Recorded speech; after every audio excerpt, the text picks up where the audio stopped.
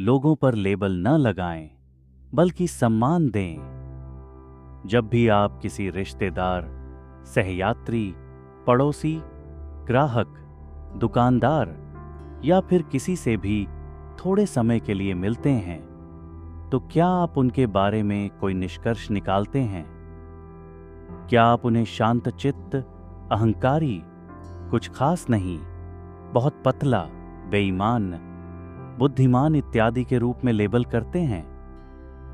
आजकल समाज हर किसी पर, विशेषकर नेगेटिव प्रवृत्ति वाले व्यक्तियों पर बहुत जल्दी लेबल लगाता है, जिसमें सबसे परेशानी की बात है कि वे लोग समाज द्वारा मिले हुए उन नेगेटिव लेबलों के अनुसार जीना शुरू कर देते हैं, क्योंकि लेबल्स की एनर्जी रेडिएट होकर उन लोगों के विशेष व्यवहार या आदत को और अधिक ट्रिगर करती है। इसका मतलब यह है कि अगर हम बार बार किसी पर बेईमान का लेबल लगाते हैं, तो हम उस व्यक्ति में बेईमानी के संस्कार को बढ़ावा देते हैं। इसलिए आइए लोगों के प्योर और परफेक्ट रूप को देखकर उन्हें विशेषाधिकार दें, अन्यथा हम उन्हें केवल हमारे द्वारा दिए गए लेबल के चश्मे से ही देखते रहेंगे और दिए गए लेबल को अपने एनर्जी फील्ड में भी आकर्षित करते रहेंगे।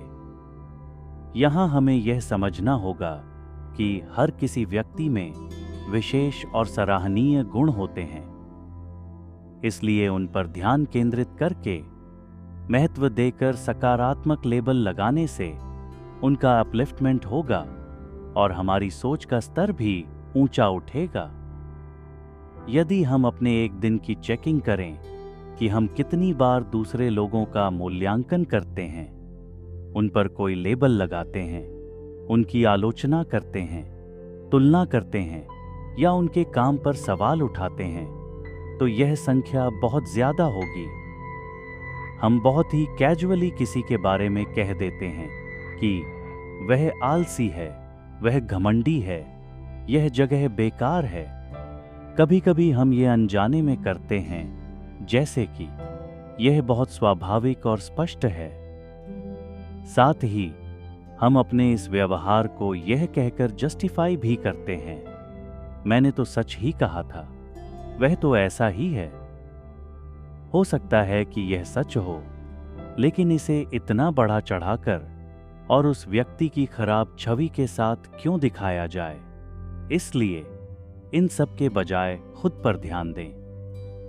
आज मीडिया के विभिन्न सोर्सेज द्वारा किसी भी व्यक्ति या वस्तु के बारे में पक्षपातपूर्ण विचार फैलाए जाते हैं, जिससे समाज उन्हें उसी रूप में देखने के लिए प्रभावित होता है।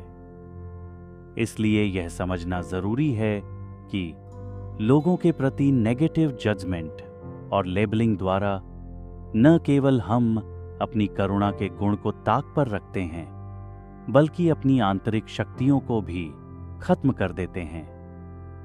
यदि हमें किसी के बारे में बात करने की आवश्यकता महसूस भी होती है, तो हमेशा उनके गुणों और वैल्यूज पर फोकस करें और इसके बारे में बात करें। दूसरों को आंकना छोड़ दें और दूसरों के निर्णयों से प्रभावित होना भी बंद कर दें, क्योंकि यह आपके लिए सुरक्षात्मक और दूसरों के लिए सशक्तिकरण होगा।